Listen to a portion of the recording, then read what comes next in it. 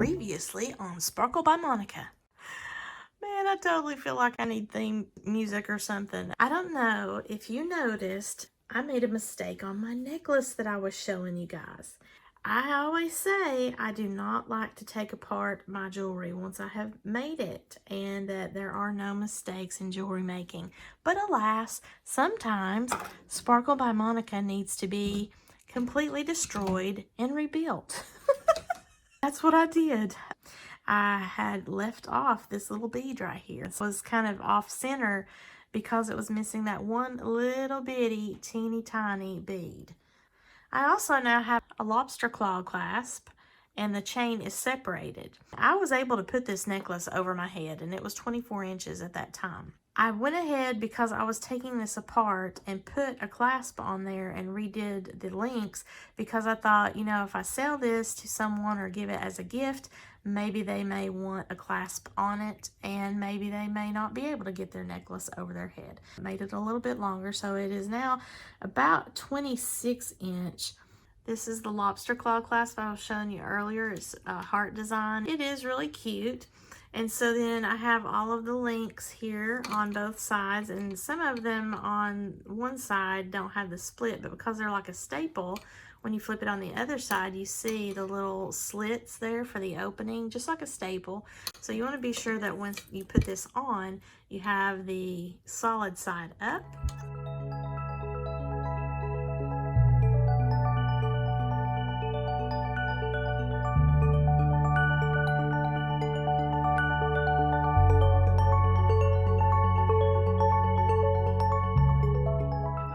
Of everything on this one necklace that is 26 inches long, and this is the final piece. Next, I will be showing you my ribbon bracelet. Now this has a beautiful turquoise blue glittery ribbon as the background. I did use more of that tanzanite bead stringing wire and just strung on the beads and buttons. And then here I actually also tacked it down with a periwinkle color thread onto the ribbon itself to have that always be centered. So, you know, it's not all that beautiful, but it looks fine from the front. I was going to just glue it down essentially, but because this is a bracelet with a lot of wear and tear on the wrist, I decided to go ahead and tack that down. And by doing so, then it gives an interesting design element because you have this part of the bracelet is kind of going up and over like a wave, and this part of the bracelet is going down and up like a wave, like a returning wave. So I really like how that looked. I incorporated the beads and the buttons that mimic the necklace. The only thing that, of course, is not on the necklace is that ribbon, but I think that's pretty interesting. I used some ribbon crimps on there. This leftover part of the chain, that chevron bracelet that I've made, I think I'm going to test out what it looks like by using that tanzanite bead stringing wire. And I've already got the piece from where I had to take apart the necklace. So I'm going to just string some beads and buttons on and kind of weave it through that chain and see if that is something that I like. If not, then I can just take it right back out. Look at the bracelet. I finished this thing. It really took an act of God to even just get this thing on my hand. Because I have a hard time with lobster claw clasps, and then also I had a hard time trying to crimp on this end over here. I took some beads and put that on some of that tanzanite soft flex bead stringing wire and then just wove that in through the links. Instead of it being the plain bracelet, now it has a layered effect to mimic the beads that's in the necklace. It's not bad. It's interesting to look at least. There's, you know, the chain kind of pops up in areas and the beads kind of pop up in areas. I've got two of the buttons on there. It's actually strung in there, but then I tied it further to make it stick down just to give it more stability right there in the very center, and then everything kind of worked out from there. I made a bracelet dangle here on the end. And I have carpal tunnel, so, and it's really late at night. It's like 2 in the morning. So trying to deal with these lobster claw clasps, normally I would have it on this link right here, but I could not get it to go all the way over here and me hold it without losing control.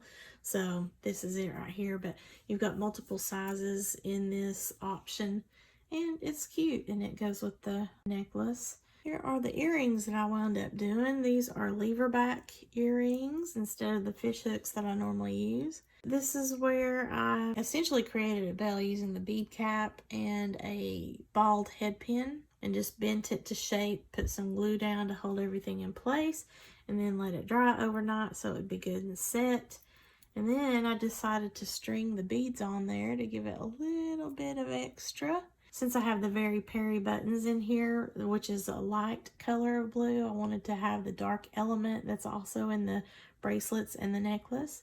I think that turned out really cute. I have some other things that I've made, and I wanted to show you a shout out on my jewelry hang tags. These are the ones that I've created for myself, and I do sell those in my digital shop at Etsy as well as my website if you're interested in that. For jewelry makers, it's really handy, especially if you're going to be displaying your product at a craft fair or a boutique and you want to have a themed tag and you want to write your pricing or your website and all that stuff. So this is holding my bracelet. That is a Valentine theme bracelet here for you, since this is Valentine's week. Oh my goodness. Anybody got any actual plans with your sweetheart? We don't. We've been together for so long. It's like, it's just another day. I mean, I do try to do some things, but you know, he's not into holidays anyway, so at least we save money that way, right? So this is some blue hearts and just glass beads. A lot of bling factor with the bumpy beads here. The little rhinestone looking effect that it has. Different shades of blue in the glass hearts. So I really think that this turned out super cute, and I love the clasp as a heart, lobster clasp. It's a heart theme. And it's just a simple bracelet, but it's got a lot of bling, and it's a blue color for the Joy of Blue. That bracelet, I actually did have a few extra hearts, and I decided I'd make some earrings to coordinate with that. And it has little dangles, really pretty deep blue color to go with that bracelet.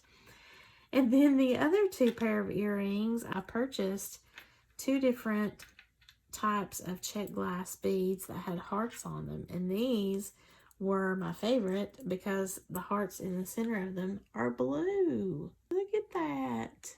I have 2 different versions of it. This one is more of like a pinky purple with a little hint of copper in it, and then this one over here is sort of green, almost like a travertine green with a little bit of rosy pink and that blue on both of them.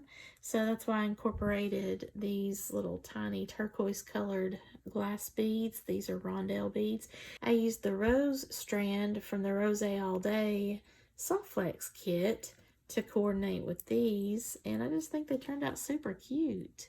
So I didn't make a bracelet or anything to go with that. I just wanted to throw these earrings in here for my Joy of Blue collab. Again, if you're interested in joining the Joy of Blue collab, you can do so. And it's any craft. It's not just jewelry making or paper crafts. It could be any craft, just as long as it is the shared joy of blue. So I will put that information below. I will also link to Sarah, her channel. She's the one that's hosting the collab. That way that you can see what she's doing and the other girls that are participating. And if you want to jump in there the next time around, feel free to do so. Here are all of my Joy of Blue entries. All of my little bracelets, my earrings, including my little flower earrings, and my reworked necklace. I hope you have enjoyed this. If you did, please give me a thumbs up and share with any of your friends that might be interested in either the Joy of Blue collab or just jewelry making and sparkly beads in general. I would really appreciate that. If you have not already, please subscribe to my channel. And as always, thank you so much for watching, and have a sparkle-tastic Valentine's Day, sweethearts. Bye!